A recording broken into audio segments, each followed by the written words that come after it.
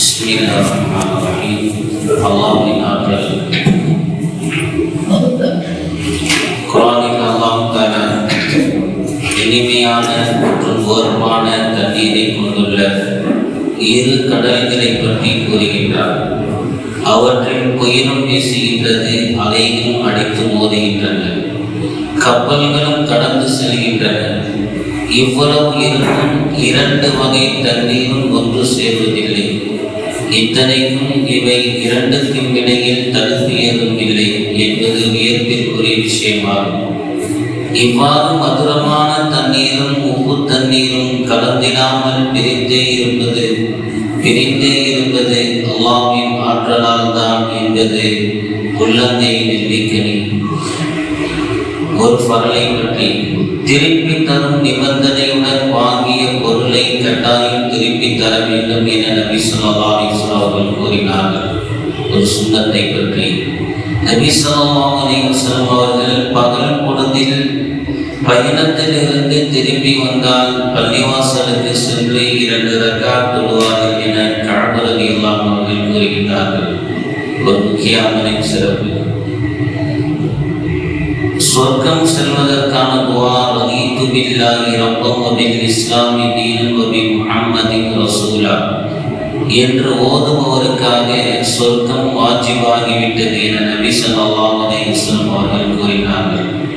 ஒரு பாவத்தை பற்றி தனக்கு மரியாதை செலுத்துவதற்காக பிறர் எழுந்து நிற்க வேண்டும் என நினைப்பவர் தனது இருப்பிடத்தை நரகத்தில் ஆக்கிக் கொள்ளட்டும் என நபி ஸல்லல்லாஹு அலைஹி வஸல்லம் அவர்கள் கூறினார்கள்.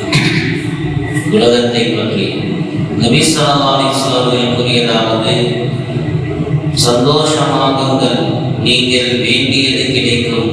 அல்லாஹ்வின் மீது ஆணையாக நீங்கள் ஏழையாகி போவீர்களோ என நான் அஞ்சவில்லை.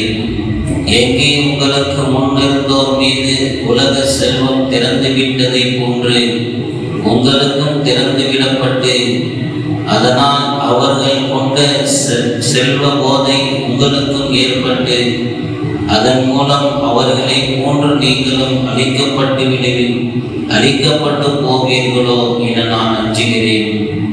மறுமையை பற்றி குர்ஆனில் அல்லாஹ் கூறுகிறார்.